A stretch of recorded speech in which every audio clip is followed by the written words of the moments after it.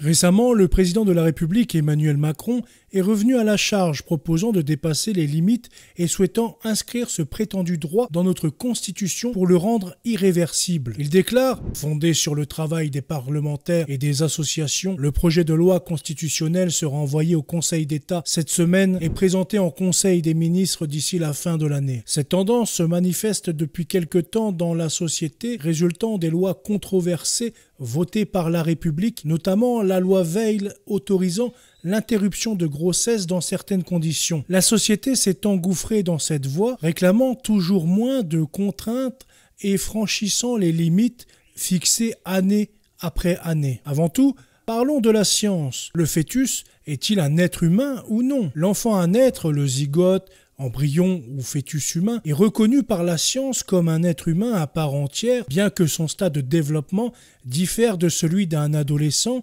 d'un bébé ou d'un adulte. Le fœtus présente 4 caractéristiques importantes. Il est vivant, il est humain, c'est un organisme et il est distinct. Le fœtus a un ADN et un corps distincts de ceux de sa mère et de son père. Il développe ses propres bras, jambes, cerveau, système nerveux, cœur, etc. Vivant, le fœtus répond aux critères biologiques de la vie.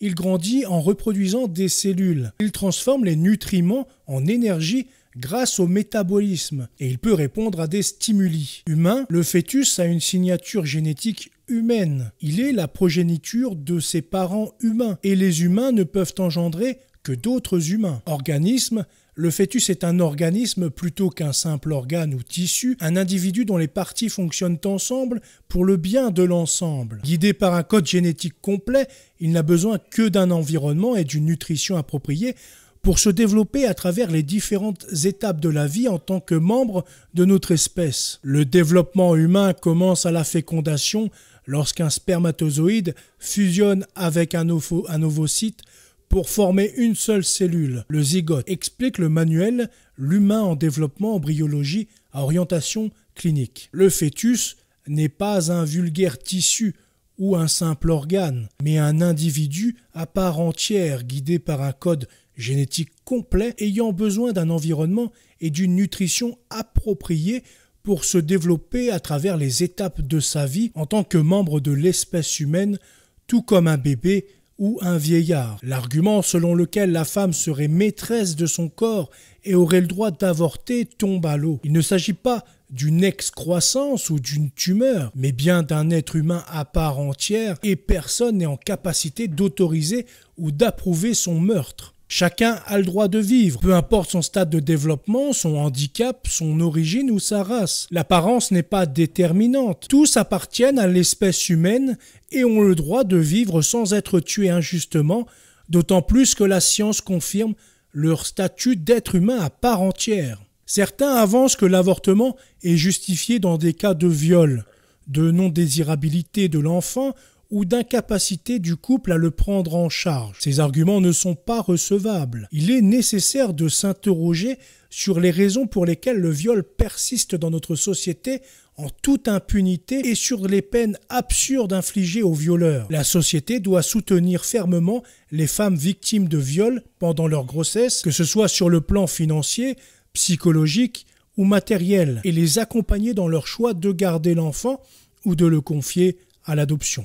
L'enfant aura ainsi la possibilité de vivre et l'adoption ne signifie pas nécessairement un destin malheureux. L'argument lié à un éventuel handicap n'est pas non plus valable. Il est impensable par exemple de penser à éliminer une personne handicapée après un accident, de même qu'il est inacceptable d'appliquer cette logique à un enfant à naître. Seul le cas où la vie de la mère est en danger et qu'aucun autre moyen de la sauver n'est possible pourrait justifier un avortement, même si cela demeure toujours un mal. Certains, bien que de moins en moins nombreux, avancent l'idée que l'avortement contribue à lutter contre la surpopulation, malgré les préoccupations sur le taux de natalité en France ou en Europe. En ce qui concerne le caractère exclusivement féminin de la question de l'avortement, il est important de reconnaître que l'homme, en tant qu'être humain, a le devoir de s'élever contre cette injustice, surtout lorsqu'il s'agit de sa propre descendance. Dire « chacun fait ce qu'il veut » n'est pas une réponse valide.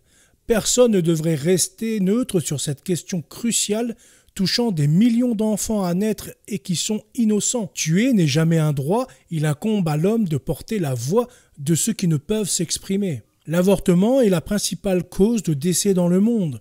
Rien qu'en France, plus de 230 000 avortements se produisent, constituant une véritable hécatombe qui réclame justice au pied du trône de notre Seigneur Jésus-Christ. Dans le catholicisme, la question de l'avortement revêt une importance cruciale, inscrite profondément dans la doctrine de l'Église. Fondamentalement, la vie est considérée comme un don divin, sacré et inviolable dès sa conception. Dans l'enseignement catholique, chaque individu est le fruit d'un dessein divin, créé à l'image de Dieu. L'avortement est catégoriquement condamné, considéré comme un acte allant à l'encontre du commandement de protéger la vie et de ne pas tuer. La vie embryonnaire ou fétale est considérée comme précieuse et l'interruption de cette vie est perçue comme une transgression des principes fondamentaux de la loi catholique. Nous sommes ainsi appelés à défendre la vie depuis sa conception, s'inscrivant ainsi dans la protection et la promotion du don divin de la vie humaine. Au-delà de tous ces arguments, il est essentiel de prendre en considération le traumatisme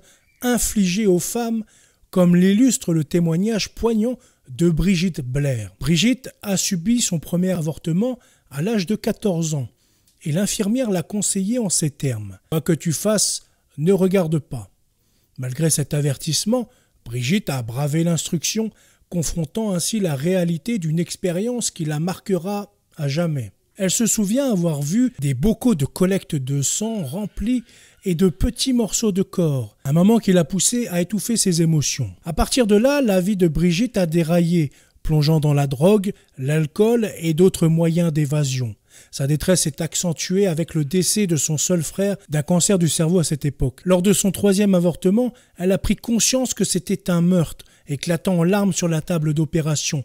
L'infirmière, témoignant de sa détresse, lui a demandé si elle voulait vraiment le faire, mais la procédure a été poursuivie sans égard pour son désarroi. Ces témoignages poignants de femmes traumatisées et détruites par leur avortement sont rarement exposés par les partisans de cette pratique, mettant en lumière la réalité troublante que mettre fin à la vie d'un enfant n'est jamais un acte anodin et que cela laissera toujours une trace ancrée profondément dans le cœur, l'âme et l'esprit des femmes. Voilà, c'est tout pour cette vidéo, j'espère qu'elle vous aura plu. Je vous souhaite une très bonne journée et à bientôt, salut.